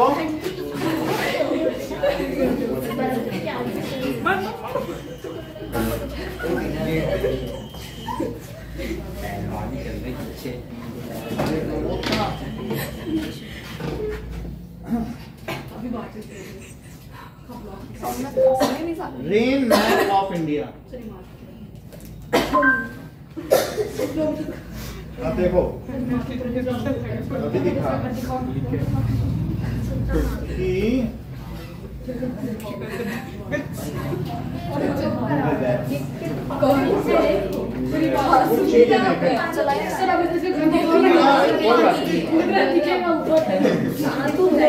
rain map of India device. Here are some pictures I matched. वो दिख जाएगा इसी में। तो कुछ चीजें देखें, सबसे पहले यहाँ पर ये देखो कि रेन मैप ऑफ इंडिया में ये आप ये देखिए, जम्मू एंड कश्मीर में सबसे, इधर देखो पहले, हाँ, नहीं हंस पा रही हो, हंस नहीं पा रही, जैकेट पे पेन चला रही है, तो वो चला रही है, तेरी वाली को उसने चलाया है, तो उसकी वाली पे तो तूने चलाया है ना। अगर अलग अलग बैठ जाओ, दिक्कत कर रही हो तो यहाँ आओ, कितना टॉर्चर हो रही हो। लो बैठो। अब ये देखो, डेटा जहां नॉट अवेलेबल है वहां पर ब्लू है, और जहां सबसे ग्रीन है वहां 250 है, और ग्रीन कम होता जाए तो समझते जाओ बिल्कुल जो येलो है तो अंडर 20 है, वो लद्दाख का रीजन है। बताओ कहाँ कहाँ का डेटा नहीं अवेलेबल है? तो ये देखो, जम्मू कश्मीर का डेटा नहीं अवेलेबल है, कहाँ वहां पर हिमालय में कौन डेटा कलेक्ट करने जाएगा? बर्फ है ना वहां सारा, अभी दिखाया नहीं टोपोग्राफी, तो वो फार हिमालय में कहाँ पहुंच जाएगा। और फिर इसके बाद बिल्कुल येलो कहाँ है? तो येलो इस रीजन में है, ये बिल्कुल थार मरुस्थल है राजस्थान का, तो वहां पर भी सैनिक लोग लगे रहते हैं अपनी सीमाओं पर। फिर इसके बाद अगर देखें, अरुणाचल प्रदेश डार्क ग्रीन है, खूब वहां 400, और मेघालय ये ठीक है। अब ये देखो, ये यहाँ पे देखिए, तो यहाँ पर आपको क्या पता चल रहा है कि कौन कौन सी चीज है। थोड़ा सा और ऊपर आ जाओ, तो इससे पता चल रहा है असम है, ठीक है, ये असम है। Yes sir. ATM आना मम्मी असम का, देखो पूरा यहाँ चलना ATM और आना मामी MAMI, तो पूरे 7 सिस्टर्स हो गए कि नहीं? ATM आना मम्मी, लिखा है ना, चलो अब यहाँ पर हमने देखा फिर भी असम में भी अच्छी बारिश हो रही है, और यहाँ पर आप देख लो मध्य प्रदेश में भी ठीक ठाक है, झारखंड में भी, बीच बीच में कहीं कहीं पर आप ये देखो कि थोड़ा कम है। लेकिन आप बताइए मालाबार हिल्स के क्या पीछे रेन शेडो एरिया कहाँ है? वो रेन शेडो एरिया क्या यही मालाबार कोस्ट है? और यहाँ बारिश हो गई, पहाड़ ऊंचे ऊंचे हैं, तो इसके पीछे के लोग क्या सुसाइड कर रहे हैं? सूखा पड़ता है, वो पेड़ों पे लटक लटक के जान दे रहे हैं। वहाँ यही सबसे बड़ा इशू है कि सूखे की वजह से मानो वहां से कि कोई खाना नहीं मरता है क्या? खाना तो सबको मिलता होगा। देखो वहां से अब उसको हर चीज में हंसी आ गई, मर गया बेचारा। अब ये देखो इस तरीके से हो गया। केरला में खूब बारिश हो रही है, तो यहाँ पर भी इस तरीके से आप देख रहे हैं। ओवर 200 का मतलब 250 का मतलब 400। इतनी बात समझ आ गई? अब हम देखेंगे कि day wise rain map of India, सारी जगह तो पता चल गया। एक ओवरऑल भी देख लो कि धीरे धीरे यहाँ पर क्या होता जा रहा है, लाइटर होता जा रहा है। कहीं कहीं पर डिटेल नहीं अवेलेबल है, इस तरीके से हल्का हो गया 10 सेकेंड। लद्दाख में भी बहुत कम। अब जरा देखो day wise rain map of India, अगर आएगा तो नहीं तो मानसून मैप। ये इस चीज को देखें कि मानसून कब इंटर करता है और कैसे इंटर करता है, जरा देखो। तो सबसे पहले 1 जून में कहा आया? केरला। तो 1 जून में केरला पे आया। अब देखो कितने पार्ट में 1 जून पे बारिश कर देगा, वो रेड लाइन बता रहा है इतने में कर देगा। लेकिन 1 जून में और भी भारत के किसी हिस्से में बारिश हो जाएगी क्या? वहां लूप बना दिया, देखो जरा इधर, उतने में भी हो जाएगी क्या? मिजोरम, त्रिपुरा और मणिपुर में भी 1 जून को हो जाएगी। अच्छा 1 के बाद अब अगला देखो 5 जून तक कहाँ कहाँ हो जाएगी, बताओ अभी। मेघालय में तो था, मेघालय का भी कुछ हिस्सा था। अब देखो 5 जून ये, 5 जून को कर्नाटक पहुंच जाएगा, तेलंगाना, आंध्र प्रदेश पहुंच जाएगा, है कि नहीं? फर्स्ट देखा था कि नहीं शांत? फिर 5 जून तक और बढ़ा। हाँ, तो इससे पता चल रहा है कि इधर से आ रहा है ये मानसून, इधर वाला। इधर से तो जाने की कोई उम्मीद ही नहीं है, वो तो मालाबार कोस्ट ने उसको अड़ा दिया पूरा। जाके अगर जाएगा तो इधर चला जाएगा बस, मालाबार हिल है ना। तो अब यहां से गया, फिर ऐसे ऐसे बढ़ रहा है कि नहीं? बढ़ने के उससे भी पता चल जाता है कि साउथ ईस्ट है। आप देख रहे हो ना मानसून के मैप से, क्या लग रहा है ये इधर से चल रहा है, इधर से चल रहा दिख रहा है क्या? नहीं ना, इधर से यहां से भी आता है, लेकिन आते समय मालाबार कोस्ट रोक लेता है तो थोड़ा बहुत इधर बरसा देगा, बाकी उसको उधर मोड़ देगा, जाओ उधर से जाओ। ओके, सारा मोस्ट ऑफ द इधर वाला यही बारिश कर देगा। कहां कर देगा? बंबई में। अब वहां से 5 जून आपने देख लिया कहां कहां है। क्या उड़ीसा में भी बारिश इंटर कर जाएगा? Yes sir. अब उसके बाद 5 जून। अच्छा ये बताओ 1 जून के 5 जून के पास 15 अक्टूबर क्यों लिखा है? रिट्रीटिंग है, ये रिट्रीटिंग, ये लौटेगा तब तक वहां कुछ ना कुछ बारिश होती रहेगी, आता मानसून हो जाता मानसून। अब और आगे देखो 5 जून के बाद 10 जून तक कहां पहुंच गया? महाराष्ट्र, उड़ीसा, दिल्ली पहुंचा कि नहीं? वहां कितने बजे दिल्ली पहुंचा लिखा? 30 जून, अभी तो 10 ही जून है।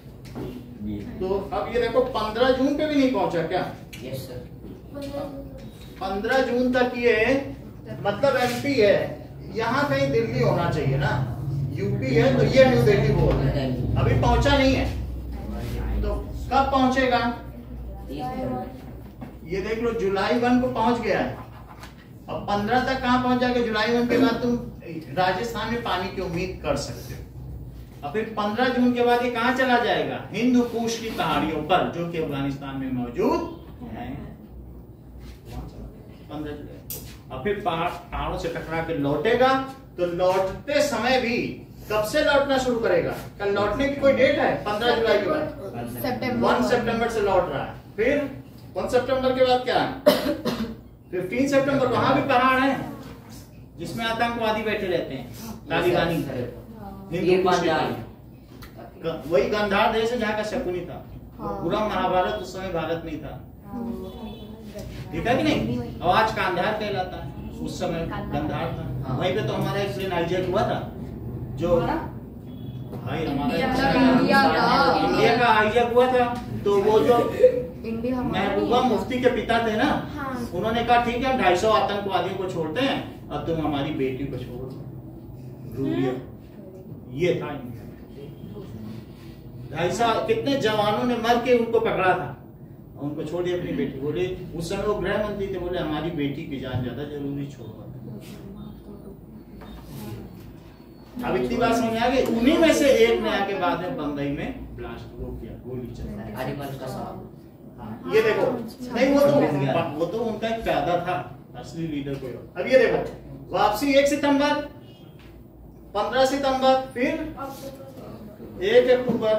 तो वापसी में ज्यादा समय लग जाता है, क्योंकि इसके पास उतनी स्पीड नहीं है और सब भरा है, हवा से भर गया ना रीजन। तो एक है कि खाली जगह में चलना, तो दौड़ दौड़ के आदमी चलेगा। अब भर गया ये वायुमंडल पूरा, एटमॉस्फेयर, तो अब लौटने में मुश्किल होगी ना, क्या अब लौटे?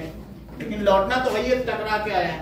1 अक्टूबर, फिर उसके बाद देखो 15 अक्टूबर, और फिर भारत को छोड़ कर देता है 15 अक्टूबर के बाद। फिर लौटते समय जब कोई चीज लौटती है तो क्या ऐसा भी कहते हैं कि जो 15 अक्टूबर के बाद है, दिया जाते जाते भी एक बार तेज जलता है। तो उस समय वो तमिलनाडु और इन जगहों पे ऐसा डिवास्टेशन करता है ना, बहुत तेज बारिश होती है। तो आप लोगों को मानसून मैप समझ में आया? चलो आगे की बात करो।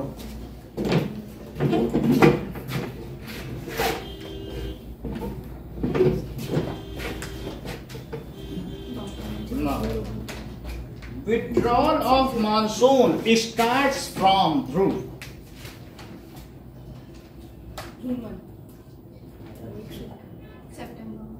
September, and it comes out from India after 15th October.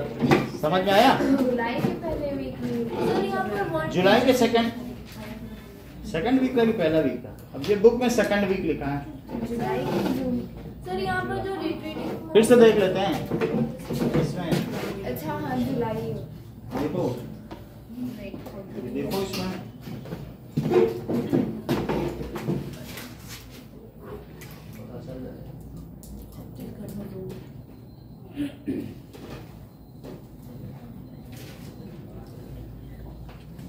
अब आगे देखें तो बोलो क्या कह रहे हो ज्ञानी? जुलाई में तो सर यहाँ बुक में दिसंबर तक दिया है ना, तो ऐसा हो जाता होगा क्योंकि जाते समय वो डिले करता है। जाते समय वो सारी चीज आगे देखेंगे कि धीरे धीरे जाता है। जाते समय वो एयर प्रेशर तो ज्यादा रहता है ना। चलो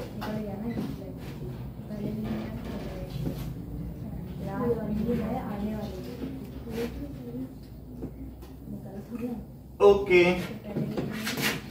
अब जरा देखिए कि विड्रॉल ऑफ रिट्रीट। अब इधर देखो, withdrawal of retreat of monsoon is more gradual process. Gradual का मतलब तेज की धीमा? बताओ। मानसून इज ग्रेजुअल प्रोसेस, धीमे प्रोसेस है।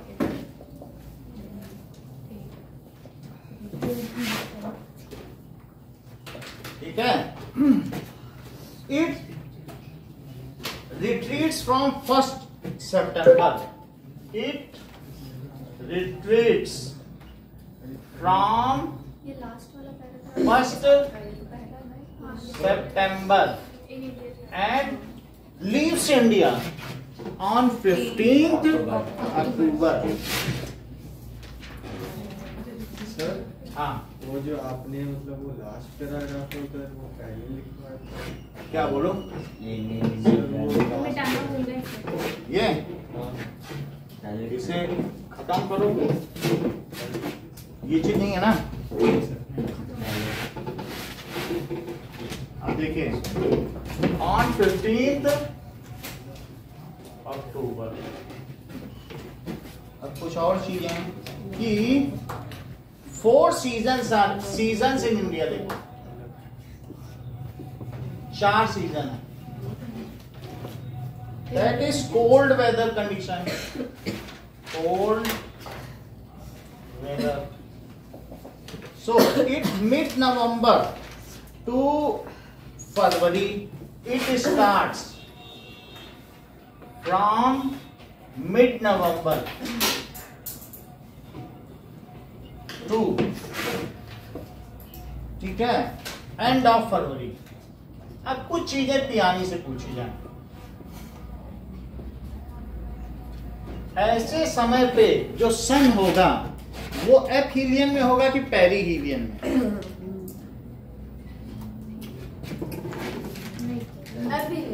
एपहीलियन में होगा। सन रेज सदर्न हेमिस्फीयर में होगा कि northern hemisphere?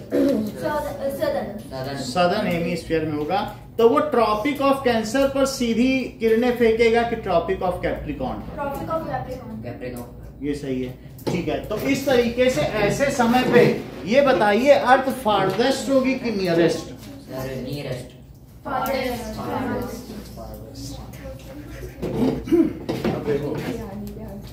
So December and January are the coldest month. December and January कैसे मंथ होंगे?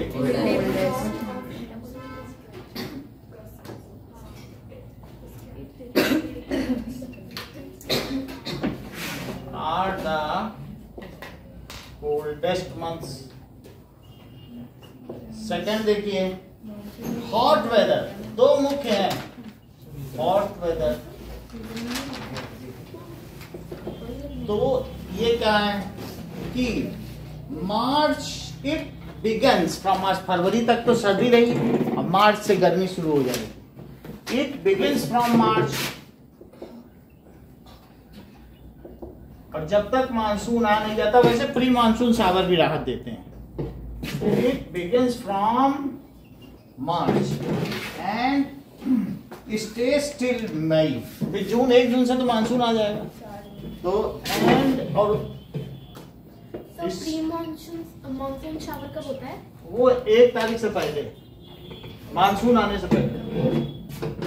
जैसे बंबई में आ गया तो वहां प्री मानसून है। अब 1 को बंबई में पहुंचा है तो उसके पहले ही आप समझिए 1 जून से पहले 20 मई को कहीं कहीं बारिश हो जाएगी। तो and stay still end of May. अब चला देखें तो in May temperature of 45 degree Celsius. In May 45 degree Celsius temperature is common.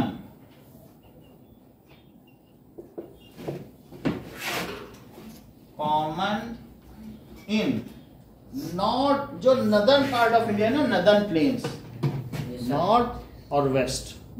तो नॉर्थ वेस्ट क्या हुआ? नॉर्थ हुआ और ये वेस्ट, यानी बाकी तो ये, तो यहां पर हम कह सकते हैं नॉर्थ और ये वेस्ट, ये पूरा रीजन है 45 degree Celsius. Degree Celsius is common in northern and western part of India.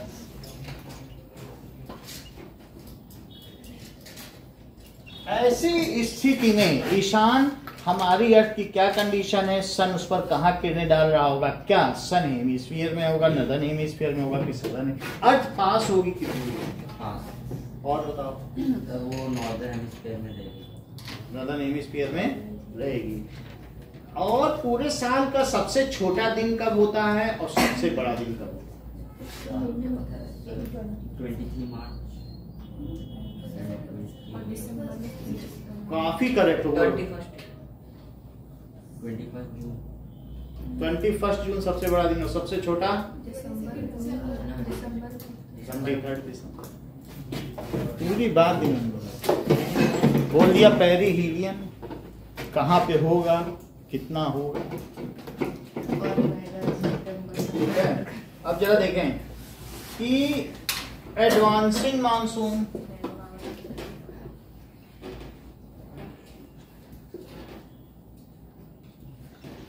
Advancing monsoon कब होगा? तो बिल्कुल वही चीज लिख दो, it starts from 1st early June and reaches to all part of country up to 15th July. It starts from 1st June and इसको कितना दिन लग जाता होगा? 40 दिन कि 45 दिन?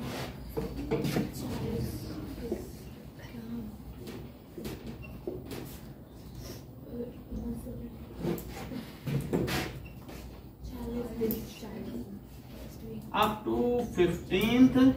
और सबसे लेट कहाँ पहुंचता है? आप बताइए, हम क्या बताएं? वही हिमाचल प्रदेश और JNK ना. चलो, तो ये चीज हो गई. तो ये एडवांसिंग मानसून है. Mosin Ram receives the highest average rainfall. तो देखो, मौसिन रैम जो कि मेघालय में रिसीव्स हाईएस्ट रेनफॉल.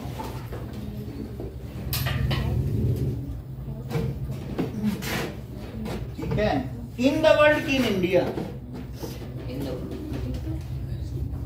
बताइए. इंडिया वर्ल्ड, क्योंकि 3 तरफ ये पहाड़ों से गिरा है. अच्छा, आगे देखिए, रिट्रीटिंग मानसून, लौटता हुआ मानसून.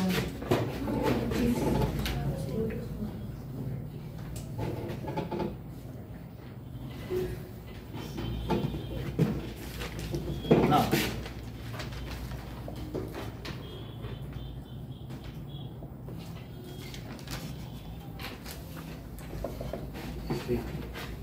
क्योंकि इसकी मानसिंह जैसी मूछें, इसलिए इसे मानसून कहा गया है.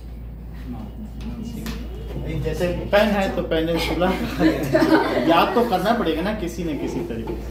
अब देखिए कि रिट्रीटिंग मानसून, इसका मतलब है it is October to November. कब तक हो जाएगा? So retreating monsoon it starts from 1st of September and ultimately it leaves India in October और start of November. अक्टूबर में छोड़ देगा भारत को ना. इट स्टार्ट क्या होगा बताओ? मानसून किसको टकराएगा? हिमालय से ना. और हिमालय तो 8000 है, उससे टकराएगा तो जा पाएगा उसके ऊपर. इसीलिए तो उसके उधर लद्दाख है, पानी की मारा मारी है. चाइना में पानी क्यों मारा मारी? पूरा लद्दाख इतना बड़ा एरिया, रहने वाले 60 लाख लोग. इसीलिए तो चाइना ने आसानी से कब्जा कर लिया, वहां कुछ भी नहीं. इट स्टार्ट्स, ठीक है, फ्रॉम, हाँ, it starts from 1st September and monsoon leaves India.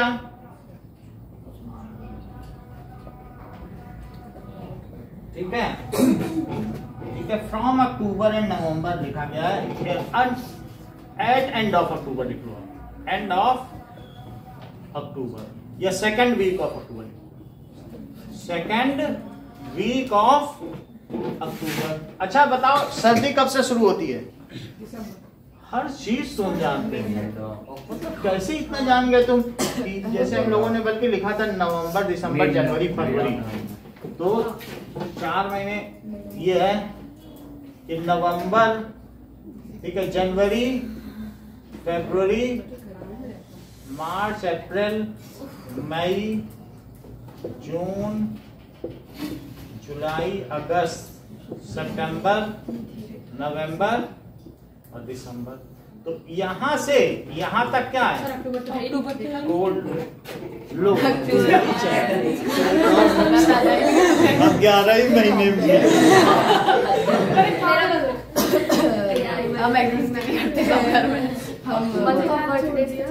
और सितंबर, अगस्त, ये भगवान. अब ये देखो, तो ये 4 महीने क्या है? कोल्ड है. Yes sir. अक्टूबर में, मतलब ये सेकंड वीक ऑफ अक्टूबर में चला गया, तो सेकंड वीक ऑफ अक्टूबर में चला गया, तो फिर सेकंड वीक से क्या मिलेगी हमें? आज क्या इतना ज्यादा सही? October heat, October heat, after that very hot climatic condition is there in northern plains and specially in Rajasthan. वो क्यों है अब हम देखेंगे कि जो वहां से स्ट्रीम चल रही है भूमध्य सागर से, मेडिटेरियन से, उसकी वजह से हर चीज। तो अक्टूबर हीट को भरने के लिए अब मेडिटेरियन सी से क्लाउड आएंगे और यहाँ अलग से बारिश करेंगे। लो जोधपुर बारिश लो उस अक्टूबर हीट के लिए। अक्टूबर हीट में फिर से क्या यहाँ एक लो प्रेशर जोन क्रिएट हो जाएगा। अब मौसिनराम से कोई पानी, वो इससे मेडागास्कर से कोई पानी नहीं आने वाला।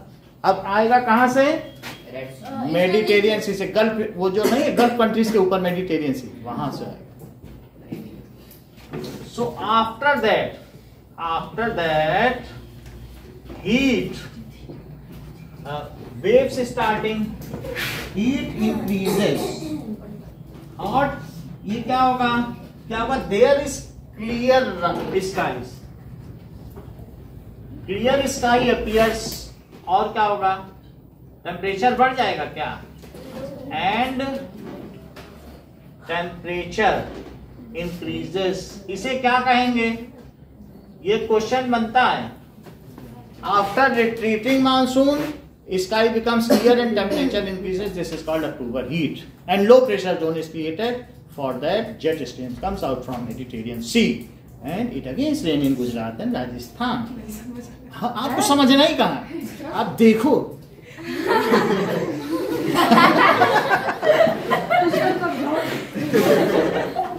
समझने में दिमाग लगता है, समझोगी क्यों तुम?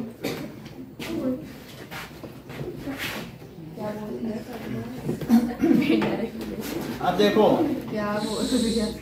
अब यहां तक की बात हो गई, रिट्रीटिंग मानसून हो गया। तो कौन से ऐसे महीने हैं जब गर्मी पड़ती है? मार्च से मई तक। ये बोलो क्या हुआ? समर। और फिर जून से सितंबर तक क्या हुआ? और आधे अक्टूबर तक। तो यहां से जुलाई तक एडवांसिंग मानसून और यहां से रिट्रीटिंग मानसून। यही 4 मौसम है। और ये रिट्रीटिंग, ये देखो। अब जरा देखें कि भारत को एक सूत्र में किसने पिरो रखा है? एडवांसिंग मानसून में। क्योंकि सारे फेस्टिवल उसी समय शुरू होते हैं और मानसून पे जाते जाते अंत हो जाते हैं। तो सारे जो भी हमारे फेस्टिवल हैं वो बारिश के सीजन में, रक्षाबंधन हो या कुछ हो या कुछ भी है, फसल पक गई, तो ये भारत को, it is the monsoon which binds all parts of India into one thread. सूत्रे मणि गणा एव, जैसे सूत्रों में मणियां पिरोई रहती हैं, उसी प्रकार भारत के सभी राज्य एक धागे में पिरोए हुए। So all festivals of India circulates around monsoon season. या तो पानी के आने की खुशी में मनाए जाते हैं, बात समझे? पानी आने वाला है, ये काले मेघा पानी दे गुड़धानी दे। तो ऑफ इंडिया सर्कुलेट्स या revolves around monsoon season.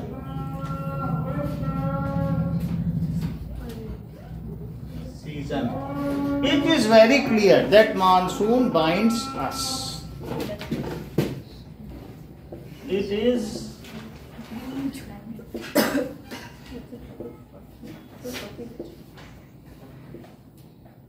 monsoon binds। तो हम आज की सभा यहीं समाप्त करते हैं। आज सभी सभापतियों का धन्यवाद।